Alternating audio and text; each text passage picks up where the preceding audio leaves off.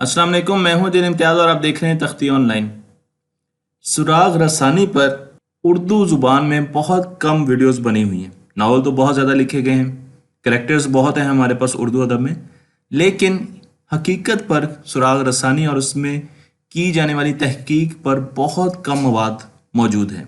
इसलिए आज मैं ये वीडियो बना रहा हूँ ताकि हमें पता चल सके, हमारे बच्चों को पता चल सके कि आज के सुराग रसां साइंसदान हैं और वो किस तरीके से किसी भी जुर्म की खोज लगाते हैं और मुजरम तक कैसे पहुंचते हैं। बचपन में जब भी कहानी पढ़ता था, नॉवल पढ़ता था, अमूमन डॉक्टर जमशेद बहुत ज़्यादा मशहूर करेक्टर थे हमारे बचपन के, तो अमूमन कहानी एक कत्ल से शुरू होती थी और उस कत्ल के बाद एक डिटेक्टिव आता था, एक सुराग रसां आता था जिसकी शक्ल हमारी जहनों में कुछ इस तरीके से अक्स हुई होती थी। लेकिन आज जब हम कत्ल का या किसी भी जुर्म का सुराग लगाने की कोशिश करते हैं तो हमारे पास जो सुराग रसां होते हैं उनकी शक्ल कुछ ऐसी है। ये डॉक्टर डैम सुजैन हैं जो प्रोफेसर हैं, स्कॉटिश हैं और फोरेंसिक एंथ्रोपोलॉजिस्ट हैं। लैंकेस्टर यूनिवर्सिटी में वाइस चांसलर भी रह चुकी हैं और इनके बारे में हम पढ़ेंगे क्योंकि इन्होंने बहुत से मुजरमों को पकड़ा है और बहुत से केसेस को सॉल्व किया है। तो मैं आज का डिटेक्टिव आपको दिखा रहा हूँ, सुराग रसां दिखा रहा हूँ और जिस चीज़ को हम डिस्कस करने जा रहे हैं, बहुत अरसे पहले मैंने एक मूवी देखी जिसका नाम था फेस ऑफ। हो सकता है आपने भी देखी हो, जिसमें दो बंदों के फेसेस को, चेहरों को बदल दिया जाता है और फिर उनको अंदाज़ा नहीं होता कि उन्होंने लोगों को कैसे ये साबित करना है कि उनके चेहरे बदल चुके हैं। निकोलस केज को तो बिल्कुल पता नहीं चलता इस मूवी में, लेकिन आज के दौर में अगर वो जिंदा हो तो वो बहुत आसानी से इस चीज़ को साबित कर सकते हैं। आइडेंटिटी, मुजरिम की आइडेंटिटी या मकतूल की आइडेंटिटी, जिसके साथ जुर्म हुआ हो, उसकी आइडेंटिटी के लिए हमें कुछ फिलोसॉफिकल कानून पढ़ने होंगे और मैं आपको लेके जा रहा हूँ यूनानियों के दौर में, अरिस्टोटल के दौर में, जहां पर उनके 3 कानून बहुत ज़्यादा मशहूर हैं। सबसे पहला कानून ये है, लॉ ऑफ आइडेंटिफिकेशन इसको कहा जाता है और उसका कहना यह है कि हर चीज़ अपने आप से आइडेंटिकल है। ए इज इक्वल टू ए, मैं अपने आप से आइडेंटिकल हूं, आप अपने आप से आइडेंटिकल हैं।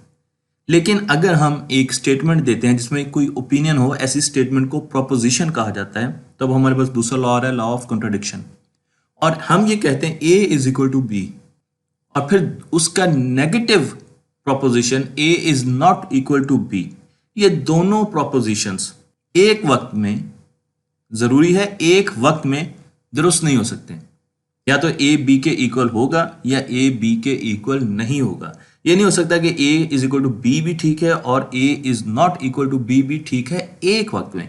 हाँ, मुख्तलिफ वक्त में तो ऐसा हो सकता है, लेकिन एक वक्त में ऐसा पॉसिबल नहीं है। और तीसरा लॉ है लॉ ऑफ एक्सक्लूडेड मिडल, और इस लॉ का ये कहना है कि अगर आप कोई ओपिनियन देते हैं, एक ऐसी स्टेटमेंट देते हैं जिसमें आपकी ओपिनियन हो, उसको प्रोपोजिशन कहते हैं, तो या तो ये प्रोपोजिशन ट्रू होगा या उसका नेगेटिव प्रोपोजिशन ट्रू होगा। यानी या तो A is equal to B true value होगी या A is not equal to B true होगा। इनमें से एक प्रोपोजिशन जरूर ट्रू होगा। ये नहीं हो सकता कि दोनों प्रोपोजिशन में से एक भी ट्रू ना हो या दोनों प्रोपोजिशन ट्रू हो। तो ये 3 हमारे पास लॉज हैं, लेकिन उसके साथ साथ जब यूनानियों का दौर गुजरा तो बहुत से फिलोसफर्स ने यह भी कहना शुरू कर दिया कि आइडेंटिटी के लिए यह भी ज़रूरी है कि हम अपने यूनिवर्स को देखें और हमारी यूनिवर्स चेंज होती है। इसी तरीके से वक्त के साथ साथ हमारी फीचर्स, हमारी कैरेक्टरिस्टिक्स भी चेंज होते हैं। तो मसलन अगर एक जहाज़ है और उस जहाज़ में आपने उसकी तमाम चीज़ें आहिस्ता आहिस्ता चेंज कर दी, उसके बादबान चेंज कर दिया, उसका स्ट्रक्चर चेंज कर दिया, उसका एंकर चेंज कर दिया, आपने उसकी तमाम चीज़ें चेंज कर दी, तो क्या ये जहाज़ पहले वाला जहाज़ है? इसे थीसियस पैराडॉक्स कहा जाता है। या ये जहाज़ नया होगा? तो हम कितनी चेंज को एक्सेप्ट कर सकते हैं?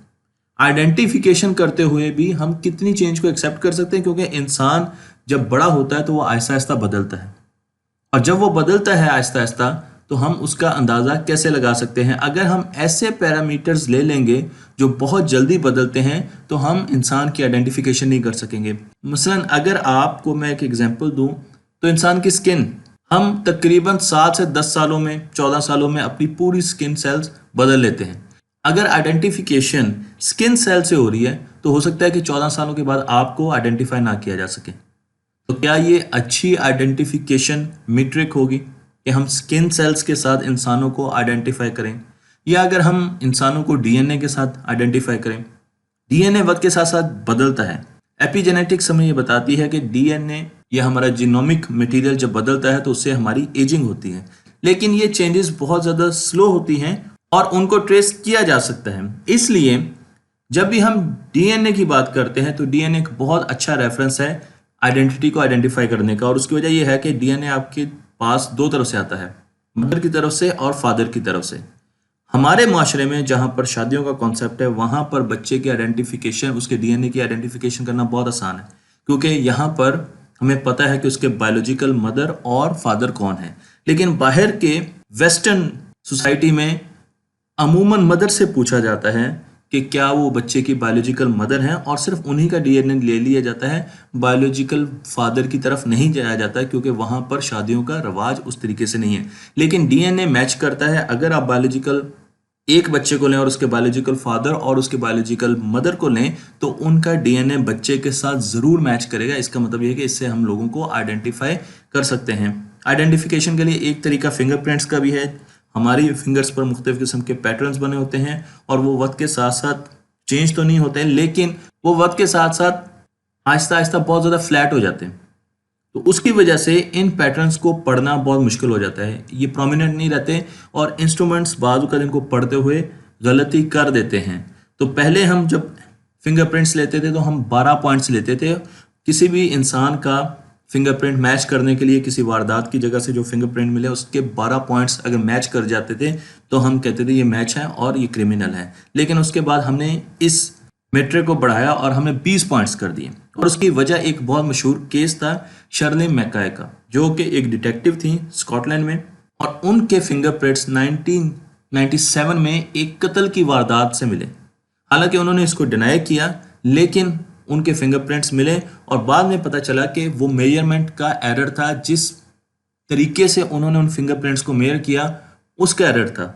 अब यहाँ पर एक बहुत मसला आ गया, और वो ये कि अगर वो ये कहते हैं कि 12 पॉइंट्स काफ़ी नहीं है, 20 पॉइंट्स लें, तो जितने भी मुजरम थे जिनको 12 पॉइंट्स के फिंगरप्रिंट्स की मैचिंग की बिना पर सज़ा हुई थी वो सारे के सारे दोबारा अपील में जा सकते थे। तो इसलिए किसी भी किस्म के इंस्ट्रूमेंट से अगर ऐसी एरर हो जाए या इंसान से एरर हो जाए तो उसके रिपरकशंस बहुत हो सकते हैं। इसलिए 12 से ऑनवर्ड्स फिंगरप्रिंट्स को लिया गया, लेकिन फिंगरप्रिंट्स को अब आहिस्ता आहिस्ता बहुत ज़्यादा तरजीह नहीं दी जा रही। हम बोन्स के साथ, इंसानी बोन्स के साथ भी काफ़ी शवाहिद इकट्ठे कर सकते हैं, आइडेंटिफिकेशन कर सकते हैं, एज के बारे में पता कर सकते हैं, और बहुत सी इंफॉर्मेशन होती है। और इस पूरी फील्ड को एंथ्रोपोलॉजी कहा जाता है, फोरेंसिक एंथ्रोपोलॉजी कहा जाता है, जहाँ पर हम स्केलेटन की बोन का मुख्तलिफ तरीक़ों से तज्जिया करते हैं और उससे इंफॉर्मेशन निकालने की कोशिश करते हैं। एक और तरीका भी बहुत ज़्यादा यूज़ किया जाता है जिसमें हशरात का इस्तेमाल किया जाता है, इसे फोरेंसिक एंटोमोलॉजी कहा जाता है। इसमें हम मुख्तलिफ किस्म के आर्थ्रोपोड्स, इंसेक्ट्स लेते हैं, जिसमें फ्लाइज जो आम मक्खियाँ होती हैं उनका इस्तेमाल किया जाता है, क्योंकि जब भी कोई लाश कहीं आउटडोर पड़ी होती है तो फ्लाइज या मक्खियाँ उनमें अंडे दे देती हैं और फिर उनका साइकिल चल पड़ता है। उनमें अंडे के बाद हमें लार्वा मिलता है जिसकी फर्स्ट स्टेज होती है, फिर सेकंड स्टेज, थर्ड स्टेज, फिर प्यूपा मिलता है और फिर वो मक्खी मिलती है। तो जब हम किसी लाश के पास जाते हैं और देखते हैं कि वहाँ पर सिर्फ अंडे हमें नज़र आ रहे हैं मक्खियों के, तो हम अंदाज़ा लगा सकते हैं कि हो सकता है शायद एक दिन गुजरा है। अगर हमें फर्स्ट स्टेज लार्वा मिल रहा है तो हम कह सकते हैं ज़्यादा टाइम गुजरा है, सेकंड स्टेज, थर्ड स्टेज और ज़्यादा टाइम गुजरा है। अगर मक्खियाँ बन गई हैं तो फोर्थ स्टेज। ये साइकिल हमें टाइम पीरियड देता है। इस साइकिल को देखते हुए बहुत से साइंसदान अंदाज़ा लगा लेते हैं कि ये लाश किसी भी जाए वकूफ़ पर कितनी देर पड़ी रही है, उससे हम टाइम का अंदाज़ा लगा सकते हैं। तो ये एक पूरी टेक्निक है जिसे हम आगे किसी और वीडियो में डिस्कस करेंगे। इंसान की जिस तरह उम्र बढ़ती जाती है, वक्त के साथ साथ उसकी बॉडी में ज़्यादा इन्फॉर्मेशन स्टोर होती रहती है। छोटे बच्चे की बॉडी में सबसे कम इन्फॉर्मेशन स्टोर होती है, लेकिन एक बूढ़े आदमी की बॉडी में ज़्यादा इन्फॉर्मेशन स्टोर होती है। वैसे मैं आपको एक एग्जांपल देता हूँ कि जब भी किसी की चोट लगती है, फ्रैक्चर होता है, तो उस वक्त इन्फॉर्मेशन हमारी बॉडी में ऐड होती है, हमारी बॉडी में इन्फॉर्मेशन बढ़ जाती है, और आप इसकी मुख्तलिफ एग्जाम्पल्स देख सकते हैं। इसी तरीके से जब बॉडी गलना शुरू होती है तो जितनी देर के बाद हम बॉडी को रिकवर करते हैं उतनी ज़्यादा इन्फॉर्मेशन उसमें से हम लूज़ कर देते हैं। तो अगर किसी जगह पर बॉडी हमें फ़ौरन मिल जाती है किसी भी मर्डर के बाद तो हमें मैक्सिमम इन्फॉर्मेशन मिलेगी, लेकिन जैसे जैसे टाइम गुजरता जाएगा इन्फॉर्मेशन कम होती जाएगी और हम बहुत ज़्यादा कम इन्फॉर्मेशन एक्सट्रैक्ट कर सकेंगे अगर हम बहुत देर के बाद उस बॉडी को ढूंढते हैं। इन्फॉर्मेशन आती कहाँ से है? मैं आपको आपके हाथ का प्रिंट दिखाता हूँ और आप देख सकते हैं कि यहाँ पर कितनी किस्म के पैटर्न्स हैं, कितनी किस्म के कॉम्बिनेशंस हैं जो कि यूनिक हो सकते हैं। ये हाथ आपके बारे में सारी इन्फॉर्मेशन दे सकते हैं। इस हाथ को अगर हम पैटर्न रिकग्निशन के लिए इस्तेमाल करें तो हमें बहुत बड़े सोफिस्टिकेटेड कंप्यूटर्स चाहिए डाटा को प्रोसेस करने के लिए। इसी तरीके से क्या इन्फॉर्मेशन सिर्फ हाथों में स्टोर होती है? क्या आपके बालों में इन्फॉर्मेशन स्टोर नहीं होती? आपके बालों को देखकर अंदाजा लगाया जा सकता है कि आप दूर से आ रहे हैं या जा रहे हैं। हमारी बॉडी के हर हिस्से में इंफॉर्मेशन स्टोर होती है। अब हम चलते हैं केस स्टडी की तरफ, जहां पर एक आदमी सुबह सुबह अपने कुत्ते के साथ वॉक कर रहा था और कुत्ता एक तरफ भागने लगा। वो एक दरख्त की तरफ गया और उस दरख्त के नीचे एक पिंजरा यानी स्केलेटन पड़ा हुआ था, एक बॉडी पड़ी हुई थी। आदमी ने रिपोर्ट किया और उस वक्त डॉक्टर सुजैन को इस केस का इंचार्ज बनाया गया। वो उस दरख्त के पास आई, उस बॉडी से उन्होंने बहुत सी इंफॉर्मेशन ली। आपको यहाँ पर यह भी नजर आ रहा है कि एक जैकेट इसके ऊपर लटकी हुई है जो कि ब्रिटिश पेट्रोलियम की थी। इस जैकेट के जरिए भी इस बंदे को ढूंढने की कोशिश की गई, लेकिन कुछ खास मदद नहीं मिली क्योंकि ब्रिटिश पेट्रोलियम ने इस किसी भी बंदे के लापता होने के बारे में लाइलमी का इजहार किया। तो उसके बाद हमारे पास रह गया पीछे ये स्केलेटन, और इस स्केलेटन को जब गौर से देखा गया तो हमें पता चला कि एक मेल का स्केलेटन है। ये इसकी बायोलॉजिकल आइडेंटिफिकेशन हो रही, और ये बहुत थिन आदमी था, यह लड़का था। इसकी स्किन चमड़ी गोरी थी, यूरोपियन ओरिजिन का था, 20 से 25 साल इसकी उम्र होगी और 5-5.5 फीट इसका कद होगा। लेकिन उसके साथ इसकी बॉडी से भी हमें बहुत इन्फॉर्मेशन मिली। वो इन्फॉर्मेशन ये थी कि इसने किसी ज़माने में अपने 4 दांत निकलवाए थे। इसकी राइट रिब हड्डी टूटी हुई थी, किसी ज़माने में टूटी थी और उसके बाद दोबारा जुड़ गई, लेकिन वहाँ पर इन्फॉर्मेशन रह गई यानी स्कार रह गए। इसी तरीके से इसकी कॉलर बोन भी टूटी थी और इसकी राइट नी का जॉइंट भी टूटा हुआ था। इसका अंगूठा डबल जॉइंटेड था, इसका मतलब ये कि अंगूठे को मोड़ के ये पिछली तरफ लगा सकता था। तो ये बहुत सी इन्फॉर्मेशन मिल गई हमें इसकी बॉडी से, और इस इन्फॉर्मेशन की बिना पर और इसके स्केलेटन के स्ट्रक्चर की बिना पर इसकी एक तस्वीर बनाई गई। और उससे पहले जब ये इन्फॉर्मेशन लॉन्च की गई टीवी पर और पूछा गया कि कोई ऐसा बच्चा, कोई ऐसा लड़का जो 20 से 25 साल का हो और उसका कोई सवेर एक्सीडेंट हुआ हो और वो लापता हो तो बताएं, तो 1500 मुख्तलिफ किस्म के नाम आए सामने। अब 1500 नामों में से ढूंढना बड़ा मुश्किल है। फिर इसकी तस्वीर बनाई गई, इसके स्केलेटन को देख के, इसकी बायोलॉजिकल स्ट्रक्चर को देखकर इसकी तस्वीर बनाई गई और उसे प्राइम टाइम में एक टीवी पर नशर किया गया। आधे घंटे में 20 लोगों ने एक ही बंदे के बारे में कॉल करके बताया जिसका नाम था जेक। अब अगला स्टेप था इसका डीएनए मैच करना, और इसकी मदर के साथ, क्योंकि उन्होंने खुद भी फ़ोन किया था, जब डीएनए मैच किया तो वो एग्जैक्ट मैच कर गया, जिससे पता चल गया कि ये जेक की लाश है, और बाद में पता चला कि उसने खुदकुशी की थी। तो यहाँ पर एक पूरा का पूरा केस सॉल्व हुआ सिर्फ इन्फॉर्मेशन की बेसिस पर। इन्फॉर्मेशन आपको बॉडी के कई हिस्सों में मिल सकती है, लेकिन मैं इस वक्त डिस्कस करने जा रहा हूँ हाथों को, क्योंकि अगर आप हाथों को देखें तो हाथों में बहुत ज़्यादा इन्फॉर्मेशन है।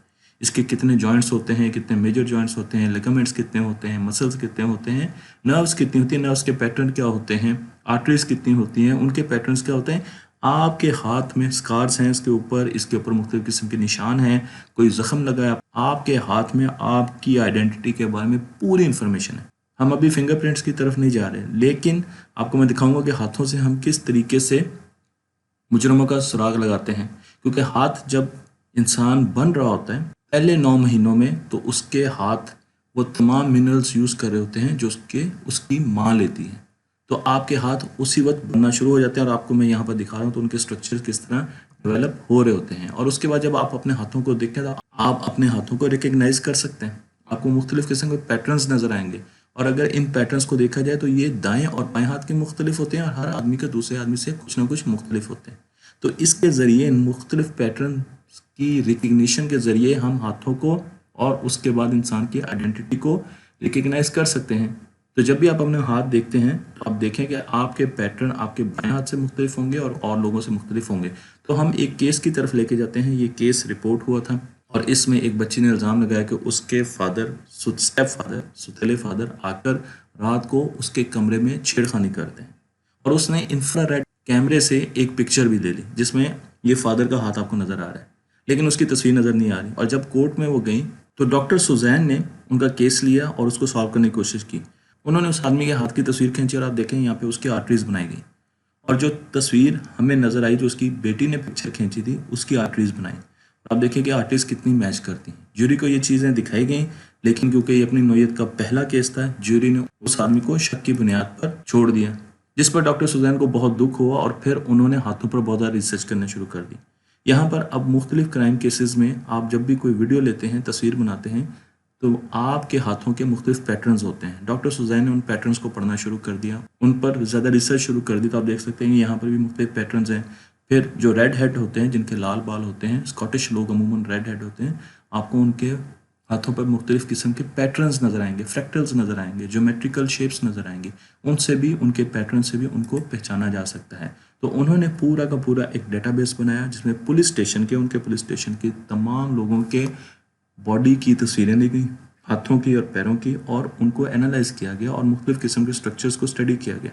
इन इमेजेस को रखा गया और फिर उसके बाद ये एक प्रैक्टिस शुरू हो गई कि इंफ्रारेड में जितने भी मुजरम आएंगे उनकी भी तस्वीरें ली जाएंगी, ताकि वो बाद में जाकर कभी जुर्म करते हैं और कभी वो वीडियो पर आ जाते हैं तो उनको फ़ौरन रिकग्नाइज किया जा सकता है, चाहे उनकी शक्ल नज़र आ रही हो या ना नज़र आ रहा हो, उनका कोई भी बॉडी पार्ट नज़र आएगा तो उनको रिकग्नाइज किया जा सकता है। इसी तरीके से आप यहाँ पर डॉक्टर सुजैन के अपने हाथ देखें तो आप देख सकते हैं कि उनके हाथ पर कितने किस्म के कट्स लगे हुए हैं, क्योंकि वो बायोलॉजिकल लैब्स में मुख्तलिफ किस्म के काम करती हैं, तो यहाँ पर मुख्तलिफ कट्स आपको नज़र आ रहे हैं।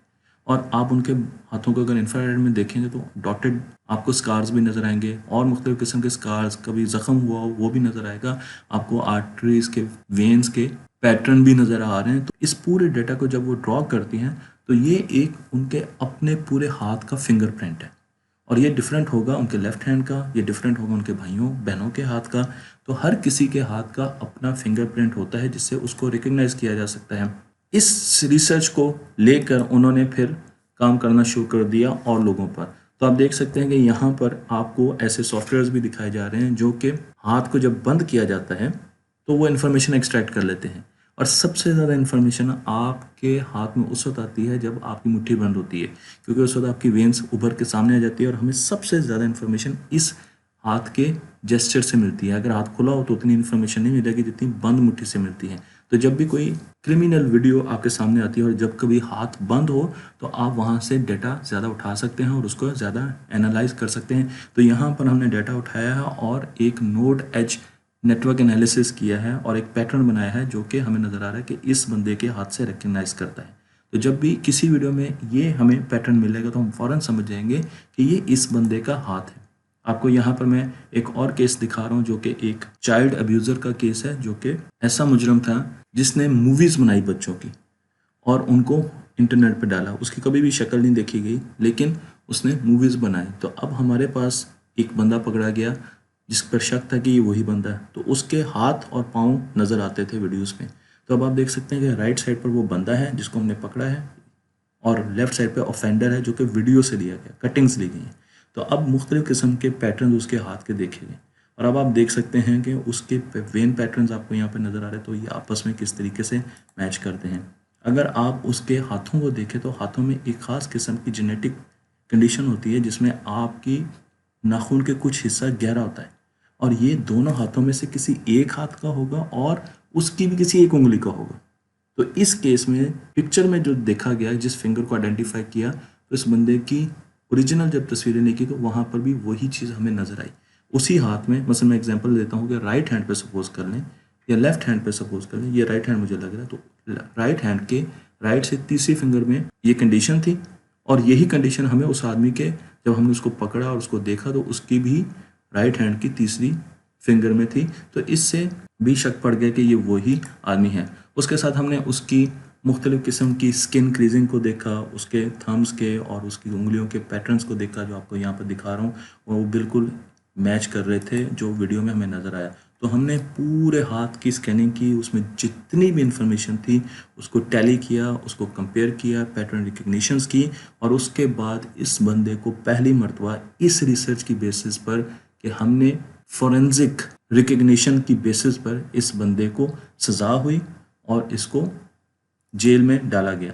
तो अब ऐसे एल्गोरिदम्स आ रहे हैं हमारे पास जो कंप्यूटर्स को, जब भी आप वीडियो में कोई पार्ट, बॉडी पार्ट नज़र आता है तो उसमें से खुद ब खुद कई पैटर्न रिकग्नाइज कर देता है, और जब आप उस तस्वीरें उसके सामने लाएंगे तो वो फ़ौरन उनको मैच करेगा और आपको बता देगा कि क्या ये वही आदमी है या ये वो आदमी नहीं है। तो इसलिए ज़रूरी है कि हम अपने मुल्क में भी जितने भी क्रिमिनल्स आते हैं उनकी तस्वीरें लें, उनके बॉडी पार्ट्स की तस्वीरें ज़रूर लें, ताकि फ्यूचर में फॉरेंसिक स्टडीज़ के लिए हमें उनका डाटा अवेलेबल हो, और अगर कभी भी हमें शक हो कि ये वीडियो इनकी है तो हम उनको फ़ौरन सीसीटीवी के कैमरे से पता चल जाए या वैसे वीडियो से पता चले तो हम उनको फ़ौरन एनालाइज कर सकें और देख सकें कि क्या वाकई ये इनका डाटा है या इनका डाटा नहीं। तो आज सिर्फ फॉरेंसिक साइंसेज में बात हुई है हाथों की, और मैंने आपको एक बेसिक स्ट्रक्चर दिया, लेकिन फ्यूचर में हम बहुत ज़्यादा काम करने जा रहे हैं। और याद रखें, जितनी अच्छी वीडियो होगी, जितना अच्छा इमेज होगा, उसमें ज़्यादा इन्फॉर्मेशन हम तक आएगा और हम ज़्यादा जल्दी उस आदमी को पकड़ सकते हैं, उस क्रिमिनल को पकड़ सकते हैं।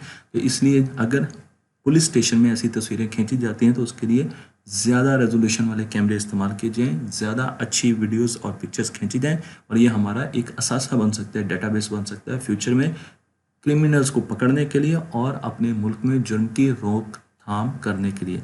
तख्ती ऑनलाइन को लाइक कीजिए, शेयर कीजिए और इस इल्म को दूसरों तक पहुंचा दीजिए।